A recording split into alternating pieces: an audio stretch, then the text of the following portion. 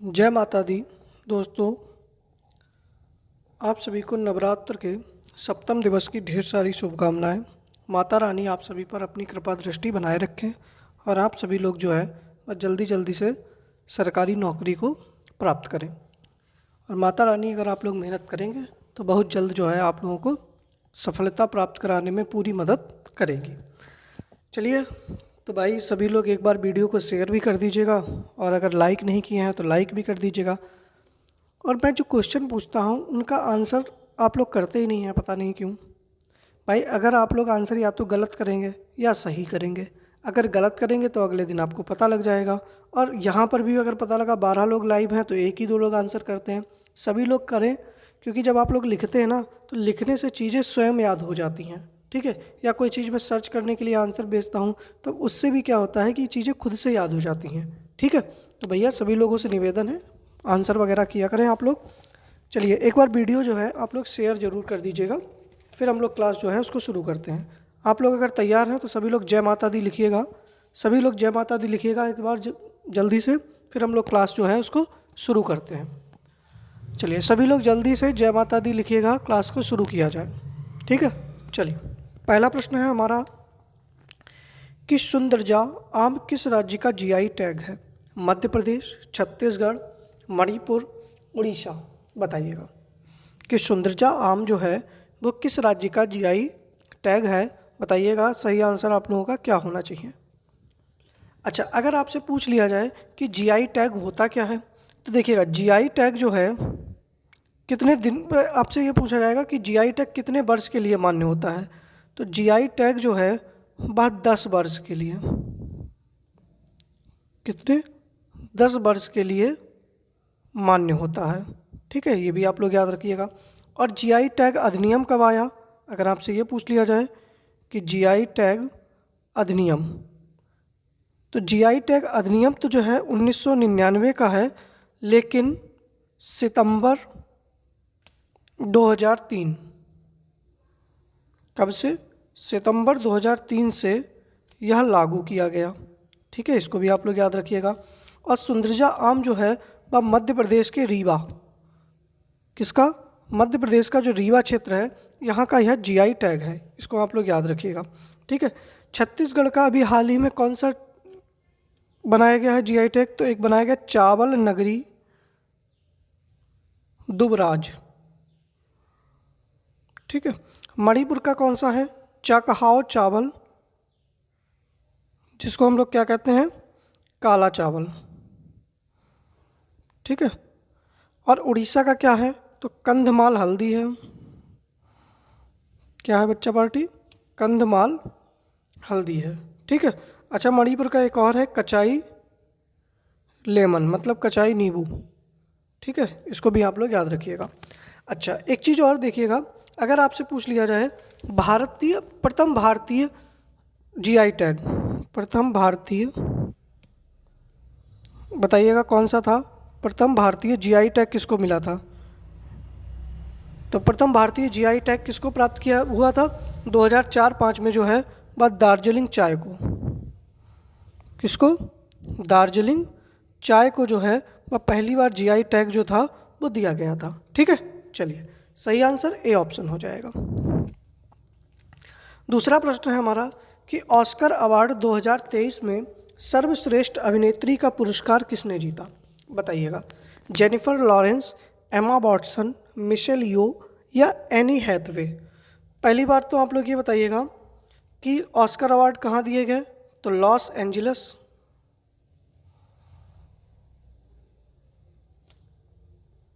ठीक है, इसके साथ में ही ये कौन से नंबर के थे?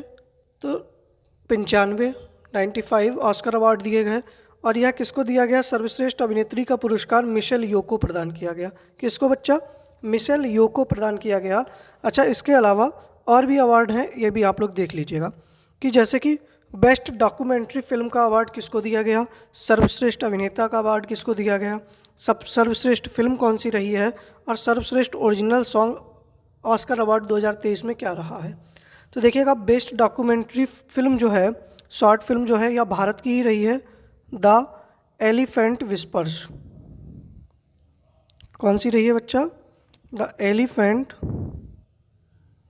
विस्पर्स। ठीक है, याद रखिएगा। सर्वश्रेष्ठ अभिनेता का अवार्ड जो है वह ब्रेंडन फ्रेजर को दिया गया है। ठीक है। सर्वश्रेष्ठ फिल्म कौन सी थी? एवरीथिंग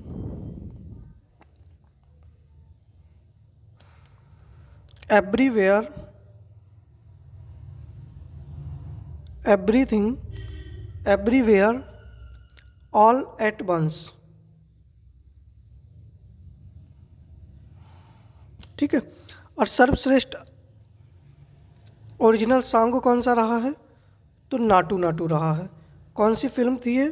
तो RR फिल्म का नाटू नाटू सॉन्ग रहा है। अब देखिएगा, इस नाटू नाटू सॉन्ग से भी बहुत सारे प्रश्न बनेंगे कि इस गीत को लिखा किसने, मतलब इसके लेखक कौन है? तो इस गीत के लेखक थे चंद्र बोस। कौन थे बच्चा? चंद्र बोस। संगीत इस गीत का किसने दिया था?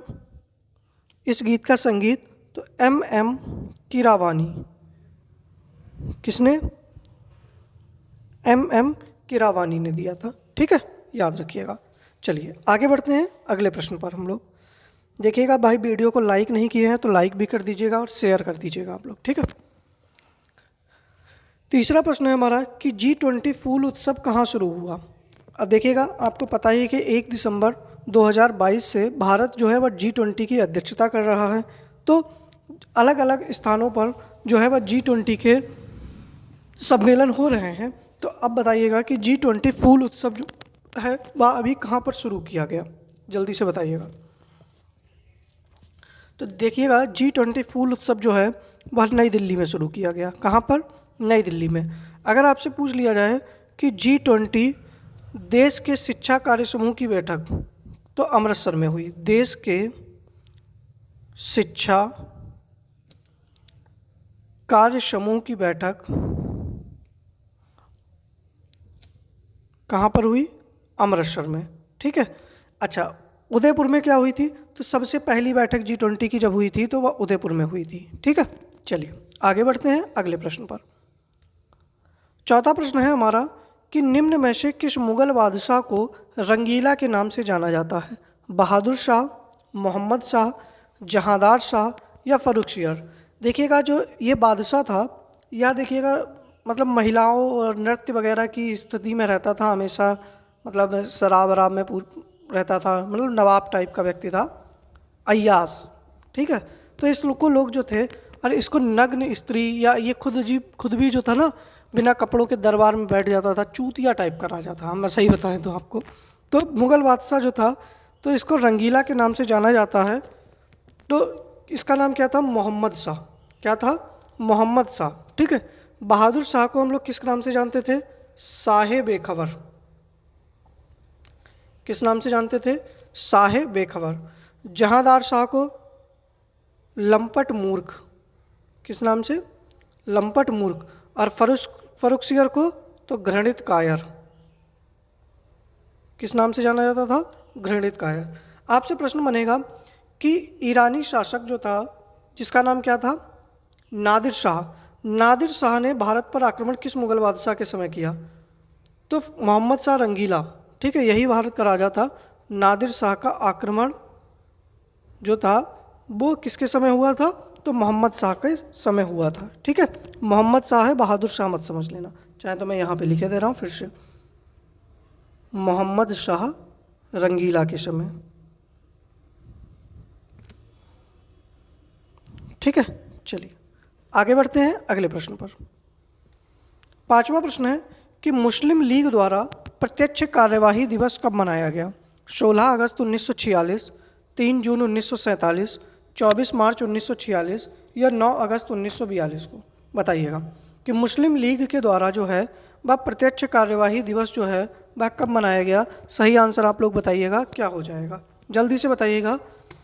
और देखिएगा, अगर आप लोगों को कोई भी डाउट लग रहा है तो आप लोग जो है वो पूछ सकते हैं, कोई भी ऐसी आफत नहीं है। और आप लोग भाई टेलीग्राम ग्रुप को भी ज्वाइन कर लीजिएगा, लिंक आप लोगों को डिस्क्रिप्शन बॉक्स में उसका मिल जाएगा। तो देखिएगा, मुस्लिम लीग के द्वारा प्रत्यक्ष कार्यवाही दिवस जो है वह 16 अगस्त 1946 को कलकत्ता में मनाया गया। कहाँ पर? कलकत्ता में मनाया गया था। ठीक।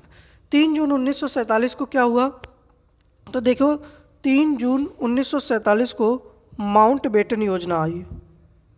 क्या आई भैया, माउंट बेटन योजना। 24 मार्च 1946 को कैबिनेट मिशन, क्या था बच्चा, कैबिनेट मिशन। और 9 अगस्त 1942 को भारत छोड़ो आंदोलन, क्या था बच्चा, भारत छोड़ो आंदोलन। और भारत छोड़ो आंदोलन के समय ही गांधी जी ने किसका नारा दिया था, करो या मरो का नारा। ठीक है, ये भी आप लोग याद रखिएगा। सही आंसर ए ऑप्शन हो जाएगा। आगे बढ़ते हैं। छठा प्रश्न है कि किस संविधान संशोधन द्वारा संसद में मौलिक अधिकारों में संशोधन करने का अधिकार प्राप्त किया। यहाँ पर संसद में नहीं होगा, संसद ने। ठीक है, संसद ने मौलिक अधिकारों में संशोधन करने का अधिकार प्राप्त किया। 22वें संविधान संशोधन के द्वारा, 24वें संविधान संशोधन के द्वारा, या 42वें संविधान संशोधन के द्वारा, या 44वें संविधान संशोधन के द्वारा, बताइएगा। सही आंसर आप लोगों का क्या हो जाएगा, तो देखिएगा ये सही आंसर हो जाएगा 24वें संविधान संशोधन के द्वारा जो है बस संसद ने मौलिक अधिकारों में संशोधन करने का अधिकार प्राप्त कर लिया। और यह कब आता है, 1971 में। क्या है कि अगर कोई भी विधेयक, ठीक है, लोकसभा और राज्यसभा से पारित हो जाता है तो क्या होगा कि राष्ट्रपति को उसको मानने के लिए बाध्य कर दिया गया। अगर राष्ट्रपति उस पर साइन नहीं करेगा तो उसको स्वतः ही क्या कर दिया जाएगा, मान लिया जाएगा। ठीक है, 22वें संविधान संशोधन जो कि कब आया था, 1969 में। इसमें असम से अलग करके मेघालय राज्य बना। क्या बना, मेघालय राज्य बना। ठीक है बच्चा। अच्छा, इसके बाद में क्या है कि 42वें संविधान संशोधन के द्वारा क्या होता है, 1976 में हुआ। तो देखिएगा प्रस्तावना में संशोधन, क्या हुआ, प्रस्तावना में संशोधन किया गया। मूल कर्तव्य जोड़े गए। ठीक है, प्रस्तावना में संशोधन किया गया, मूल कर्तव्य जोड़े गए। और 44वें संविधान संशोधन जो कि कब हुआ, 1978 में हुआ। तो संपत्ति के अधिकार को हटा दिया गया। संपत्ति के अधिकार को कानूनी अधिकार दिया गया। ठीक है, मूल अधिकार की श्रेणी से हटाया गया इसके द्वारा। ठीक है, ये भी याद रखिएगा। सही आंसर क्या हो जाएगा, तो बी ऑप्शन आपका सही हो जाएगा। चलिए फिर आगे बढ़ते हैं अगले प्रश्न पर। 7वां प्रश्न है कि भारत के संविधान का कौन सा अनुच्छेद अल्पसंख्यकों को अपनी मनपसंद शिक्षण संस्थाओं को स्थापित एवं संचालित करने का संरक्षण प्रदान करता है। अनुच्छेद 32, अनुच्छेद 30, अनुच्छेद 25, अनुच्छेद 23, बताइएगा। तो सबसे पहले तो आप लोग बताइएगा सही आंसर आप लोगों का क्या हो जाएगा। और मूल अधिकार हमने कहाँ से लिए हैं, तो अमेरिका के संविधान से लिए हैं, सबको पता है। कहाँ किस में है, तो भाग 3 में है। अनुच्छेद 1235 के लिए हैं, 12 से 35 तक हैं। ठीक है, तो बताइएगा। तो देखिएगा भारतीय संविधान का कौन सा अनुच्छेद जो है वो अल्पसंख्यकों को अपनी मनपसंद शिक्षण संस्थाओं को स्थापित एवं संचालित करने का अधिकार प्रदान करता है। अनुच्छेद 30। कौन सा, अनुच्छेद 30। अनुच्छेद 32 को क्या है, तो संवैधानिक उपचारों का अधिकार। क्या है बच्चा, संवैधानिक उपचारों का अधिकार है। और जिसको भीमराव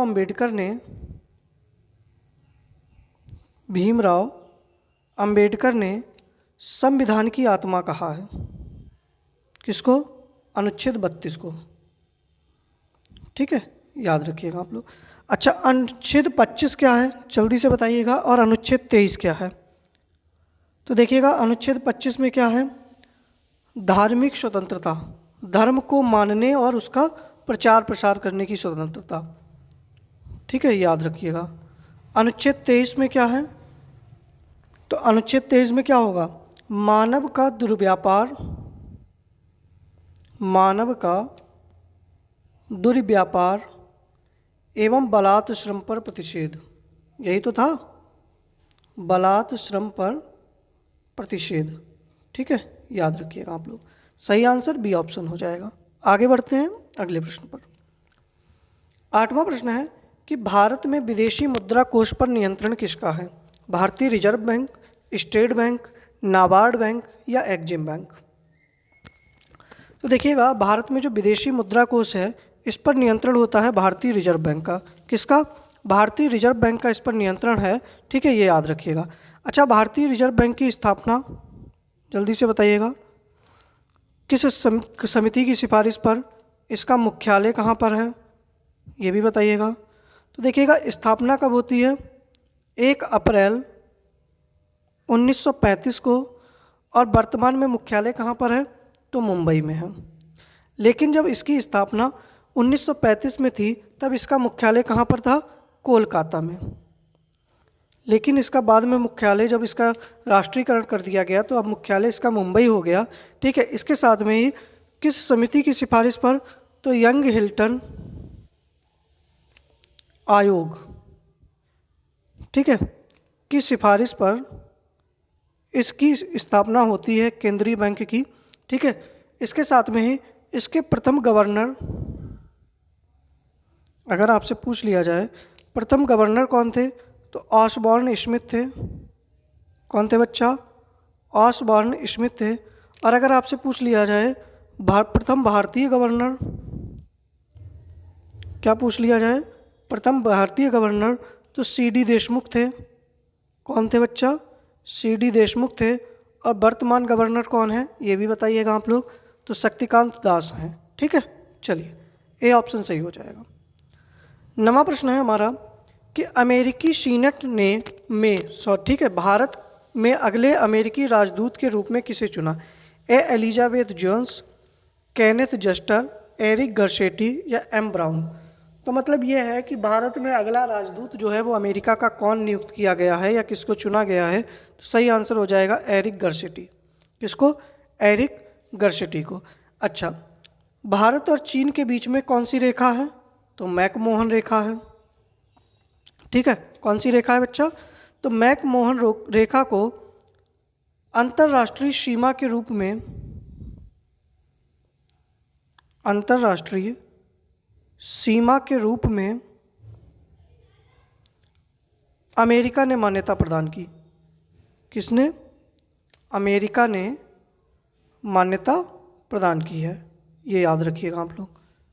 अभी ये हाल ही का, ये करंट का एक क्वेश्चन बन सकता है, तो इसलिए अमेरिका से ही संबंधित आ गया, तो मैंने यहीं पर आप लोगों को चीज़ें पढ़ा दी हैं। ठीक है, चलिए अगला प्रश्न है हमारा कि केंद्रीय कृषि मंत्री ने किस शहर में एग्री यूनिफेस्ट का उद्घाटन किया? बेंगलुरु, नई दिल्ली, भोपाल या गांधीनगर?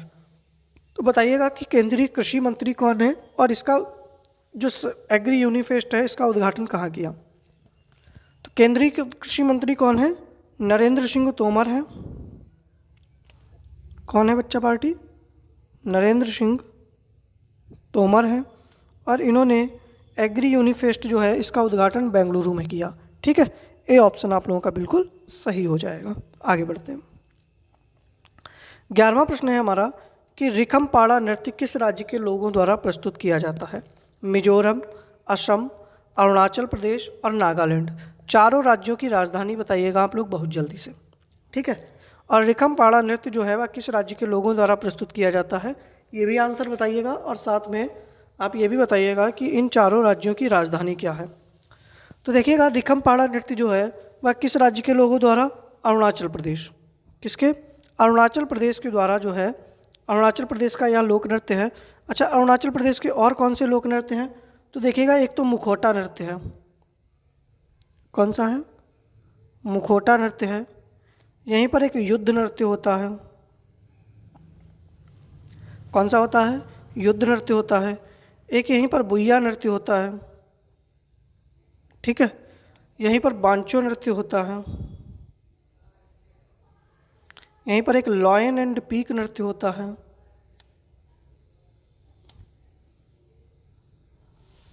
अच्छा, भारत में सबसे पहले जो सूर्य है वो कहाँ निकलता है, तो अरुणाचल प्रदेश में ही निकलता है। और अरुणाचल प्रदेश और गुजरात के बीच में समय में कितना अंतर है, तो 2.5 घंटे का अंतर है, ये भी याद रखिएगा। अच्छा, मिजोरम की राजधानी आइजोल, असम की दिसपुर, अरुणाचल प्रदेश की ईटानगर और नागालैंड की कोहिमा है, ये भी याद रखिएगा। ठीक है, चलिए 12वां प्रश्न है कि निम्न में से कौन सा सुमेलित नहीं है।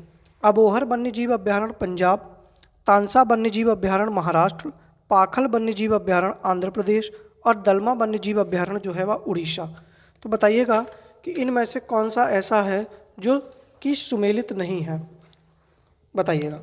सही आंसर आप लोगों का क्या होना चाहिए, जल्दी से बताइएगा।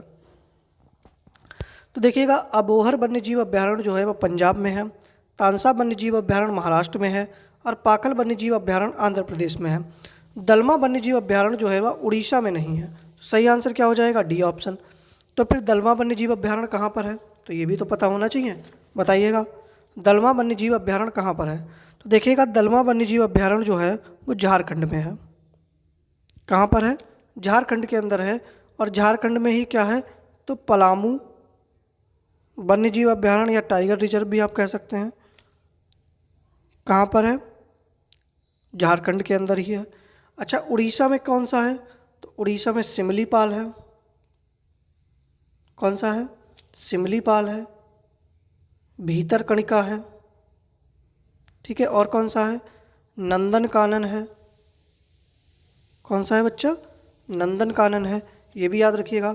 उड़ीसा में चिल्का वन्यजीव अभ्यारण्य है और चिल्का झील भी है, इसको भी आप लोग याद रखिएगा। ठीक है, चलिए आगे बढ़ते हैं अगले प्रश्न पर। तो सही आंसर इसका क्या होना चाहिए, डी ऑप्शन हो जाएगा कि दलमा वन्यजीव अभ्यारण्य जो है वह उड़ीसा में नहीं है। ठीक है, कहाँ पर, उड़ीसा में नहीं है, ये याद रखिएगा आप लोग। ठीक है, चलिए 13वां प्रश्न है हमारा कि हुमायूं नामा पुस्तक की रचना किसने की। फिरदौसी, अबुल फजल, अलबरूनी या गुलबदन बेगम, बताइएगा। देखिएगा, यह हुमायूं की आत्मकथा है। ठीक है, तो हुमायूं नामा जो है इसकी पुस्तक की रचना जो है इसकी बहन जो होती है गुलबदन बेगम, कौन, गुलबदन बेगम ने की है। ठीक है, फिरदौसी ने किसकी रचना की, तो फिरदौसी ने एक पुस्तक थी शाहनामा। कौन सी बच्चा, शाहनामा। अबुल फजल ने अकबरनामा। ठीक है, और अलबरूनी ने किताबुल हिंद। कौन सी, किताबुल हिंद। ठीक है, याद रखिएगा। आगे बढ़ते हैं। 14वां प्रश्न है हमारा कि बेसबॉल में खिलाड़ियों की संख्या कितनी होती है, 4, 9, 15, 17। ठीक है, साथ में आप लोगों को ये भी बताना है कि हॉकी में कितने खिलाड़ी होते हैं, फुटबॉल में कितने होते हैं, क्रिकेट में कितने होते हैं, इसके साथ में ही बास्केटबॉल में कितने होते हैं, वॉलीबॉल में कितने होते हैं। ठीक है, ये भी बताना है आप लोगों को। ठीक है, चलिए तो देखिएगा, जो आपका बेसबॉल है इसमें खिलाड़ियों की संख्या कितनी होती है, 9 होती है, बी ऑप्शन सही हो जाएगा। 4 खिलाड़ियों की संख्या पोलो में होती है। 15 जो होते हैं वो रग्बी फुटबॉल में होते हैं, किसमें, रग्बी फुटबॉल में होते हैं। 7 खिलाड़ियों की संख्या जो होती है वो वाटर पोलो में होती है, किसमें होती है, वाटर पोलो में। साथ में कबड्डी में भी होते हैं। ठीक है, कबड्डी में भी खिलाड़ियों की संख्या कितनी होती है, तो 7 ही होती है। ठीक है, अच्छा 9 संख्या जो होती है वो खो खो में भी होती है, ये भी आप लोग याद रखिएगा। अच्छा, हॉकी में कितनी होती है, तो 11, फुटबॉल में 11, क्रिकेट में 11। ठीक है, बास्केटबॉल में 5 और वॉलीबॉल में 6। याद रखिएगा, प्रश्न पूछा जाता है बहुत ज़्यादा। ठीक है, जिम्नास्टिक में खिलाड़ियों की संख्या 8 होती है। चलिए अगला प्रश्न है कि भगवान का बगीचा किस शहर को कहा जाता है, विशाखापत्तनम, कन्नौज, पानीपत या वायनाड। तो देखिएगा, विशाखापत्तनम आंध्र प्रदेश में है, कन्नौज उत्तर प्रदेश में है, पानीपत हरियाणा में है और वायनाड केरल में है, ये भी याद रखिएगा। तो देखिएगा, भगवान का बगीचा जो है वह किस शहर को कहा जाता है, तो सही आंसर हो जाएगा वायनाड। किसको, वायनाड को कहा जाता है। ठीक है, विशाखापत्तनम को भारत का भाग्य शहर कहा जाता है। क्या कहा जाता है, भाग्य शहर कहा जाता है। कन्नौज को खुशबुओं का शहर, खुशबू नगरी, इत्र नगरी, कुछ भी कह सकते हैं। पानीपत को बुनकरों का शहर, क्या कहा जाता है? बुनकरों का शहर कहा जाता है। ठीक है, तो 15वें प्रश्न का सही आंसर क्या हो जाएगा? डी ऑप्शन सही हो जाएगा। ठीक है, चलिए अब देखिएगा, कल मैंने प्रश्न पूछा था कि दादा साहब फाल्के पुरस्कार 2023 में सर्वश्रेष्ठ फिल्म कौन सी रही, सर्वश्रेष्ठ निर्देशक कौन थे, सर्वश्रेष्ठ अभिनेता कौन थे, सर्वश्रेष्ठ अभिनेत्री कौन थी, और international film of the year किसको दिया गया था। ठीक है भाई, देखिएगा समीक्षा ने आंसर दिया है, और समीक्षा के लिए सभी लोग जो है वो एक बार ताली जरूर बजाएंगे। ठीक है, देखिएगा मेहनत वो कर रही है लगातार। आप लोग इतने लोग वीडियो देखते हैं, किसी के आंसर नहीं आते, किसी को मतलब ही नहीं है दुनिया में क्या चल रहा है क्या नहीं चल रहा है। क्यों ज्योति, सही कह रहे हैं ना निशा, समर्थ बाबूजी? भाई आप लोगों को पता है कि आराम से कुछ नहीं है तो नौकरी नहीं मिली तो अपना गोबर पात ही लेंगे, कोई समस्या नहीं है भाई, यही तो होगा। सुबह सुबह भैंस लगा लेंगे। पता नहीं कौन सी दुनिया में रहते हो, कौन सा गम है तुम लोगों को। अरे बाबू सोना वाला है तो थोड़ा उसको अलग कर दो, बाद में पढ़ कर लेना। तो देखिएगा सर्वश्रेष्ठ फिल्म कौन सी रही? The Kashmir file. सर्वश्रेष्ठ निर्देशक आर बाल्की। सर्वश्रेष्ठ अभिनेता रणबीर कपूर। सर्वश्रेष्ठ अभिनेत्री आलिया भट्ट। और international film of the year कौन सी रही है? RRR। ठीक है, ये भी याद रखिएगा। अच्छा, फिल्म क्षेत्र में सर्वश्रेष्ठ योगदान के लिए रेखा को जो है वो दादा साहब फाल्के अवार्ड भी दिया गया था, ये भी याद रखिएगा। ठीक है, समीक्षा वेरी गुड, बढ़िया से ऐसे ही लगे रहो और ऐसे ही मेहनत करते रहो। आगे देखिएगा, कुछ प्रश्न हैं हमारे भाई जलेबी वाले, तो इनके आंसर आप लोगों को बताने हैं कि बैंक स्टिक शब्द का प्रयोग किस खेल में किया जाता है, किसे भारतीय शास्त्रीय संगीत में सरोद सम्राट के नाम से जानते हैं, और बिना बुझा चूना का रासायनिक सूत्र क्या है, बताइएगा। तो देखिएगा बैक स्टिक शब्द का प्रयोग जो है वह किस खेल में किया जाता है। सारे प्रीवियस ईयर क्वेश्चन हैं, याद रखिएगा, और सारे SSC ने ही पूछे हैं। ठीक है, तो बैक स्टिक शब्द का प्रयोग हॉकी में किया जाता है। किसे भारतीय शास्त्रीय संगीत में सरोद सम्राट के नाम से जानते हैं? तो अमजद अली खान को। किसको? अमजद अली खान को। ठीक है, और बिना बुझा चूना जिसको हम लोग क्या कहते हैं बताइएगा? क्विक लाइम कहते हैं, जिसका सूत्र क्या होता है? CaO, याद रखिएगा। ठीक है, चलिए आगे आ जाइएगा कि भारत में वायुदूत एयरलाइन की स्थापना किस वर्ष हुई? श्यामजी कृष्ण वर्मा ने कहाँ पर 1905 में इंडिया हाउस की स्थापना की? गुलामगिरी पुस्तक के लेखक कौन है? और लोक नृत्य तरंग मेल किस राज्य से संबंधित है?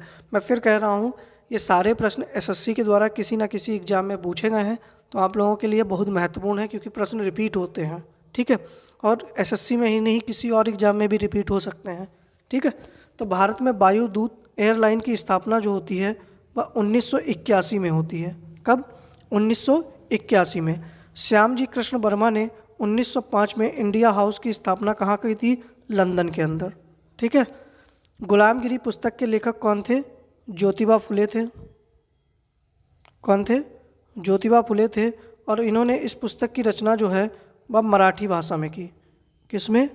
मराठी भाषा में की। अच्छा बताइएगा, ज्योतिबा फुले जी ने किस समाज की स्थापना की थी या किस सभा की स्थापना की थी?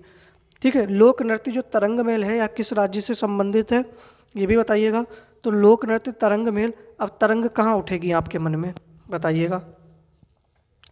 आपकी तरंगों का मेल कहाँ होगा? गोवा वाले बीच पे होगा। जब आप क्या करेंगे? शराब संग्रहालय में जाएंगे। ठीक है, फिर वहाँ पर आप लोग के साथ में क्या होगा? तरंग उठेगी मन में, और जब तरंग उठेगी तो मेल होगा, मेल होगा तो समझ जाओ कहाँ होगा? गोवा में। ठीक है, चलिए आगे बढ़ते हैं। अगला है कि भारत में सर्वाधिक टेली घनत्व किस राज्य का है? जिप्सम का रासायनिक सूत्र क्या है? और भारत का पहला संविधान साक्षर जिला कौन सा है? तो देखिएगा, भारत में सर्वाधिक टेली घनत्व किस राज्य का है? अब आप बताइएगा। सबसे ज़्यादा फ़ोन आप लोगों को कहाँ से आते हैं, बताइएगा। फालतू वाले फ़ोन कहाँ से आते हैं? कहाँ ऑफिस होता है उनका सबका? दिल्ली में। कहाँ होता है? तो दिल्ली में। तो सर्वाधिक टेली घनत्व किसका होगा? दिल्ली का होगा। नहीं सर जी लोन ले लो, नहीं सर जी ये बात कर लो, ये कर लो, ठीक है। अच्छा, जिप्सम का रासायनिक सूत्र क्या होता है? तो CaSO4, क्या ही तो होता है, 2H2O, ठीक है, याद रखिएगा। भारत का पहला संविधान साक्षर जिला कौन सा है? तो आपको पता है कि सबसे ज़्यादा साक्षरता दर कहाँ की है? तो केरल की है। तो सबसे ज़्यादा संविधान साक्षर जिला कौन सा हो जाएगा? केरल का कोल्लम जिला। कौन सा हो जाएगा? केरल का कोल्लम जिला, ठीक है, याद रखिएगा आप लोग, ठीक है। चलिए अब देखिएगा, ये कुछ प्रश्न जो हैं आप लोगों के लिए होमवर्क के हैं, इनको आप लोग याद रखिएगा कि तारों का रंग किस पर निर्भर करता है। इसका स्क्रीनशॉट ले लीजिएगा और बाद में इन सारे प्रश्नों को ढूंढकर आप लोग कमेंट बॉक्स में ज़रूर बताइएगा, ठीक है, कि तारों का रंग किस पर निर्भर करता है। स्वतंत्र भारत के प्रथम भारतीय गवर्नर जनरल कौन थे? सागौन के जंगल भारत के किस राज्य में पाए जाते हैं? और उत्तराखंड में मेती आंदोलन का जनक कौन है? ठीक है, ये सारे आंसर आप लोग जो है वह कमेंट बॉक्स में ज़रूर करिएगा, ठीक है। चलिए, बाकी आपको इसकी PDF के लिए या आपको कोई भी प्रश्न पूछना है तो या तो कमेंट बॉक्स में, या फिर जो है आप लोग जो है बात टेलीग्राम ग्रुप से भी जुड़कर हमसे पूछ सकते हैं। टेलीग्राम ग्रुप जो है उसका लिंक आप लोगों को जो है कमेंट बॉक्स में मिल जाएगा। और देखिएगा, अभी तक अगर आप लोग वीडियो को लाइक नहीं किए हैं तो ये आप लोग भाई बहुत गलत कर रहे हैं। एक बार लिंक कॉपी करिएगा, उसको शेयर करिएगा और वीडियो को लाइक करिएगा। बाकी आप सभी लोगों से हम लोग मिलते हैं अपनी नेक्स्ट वीडियो में। अगर कोई स्पेशल टॉपिक पे आपको वीडियो चाहिए तो आप लोग कमेंट बॉक्स में बता सकते हैं, ठीक है। चलिए, बाकी आप लोग इस सभी लोगों पर माता रानी की कृपा बनी रहे। जय माता दी, जय हिंद।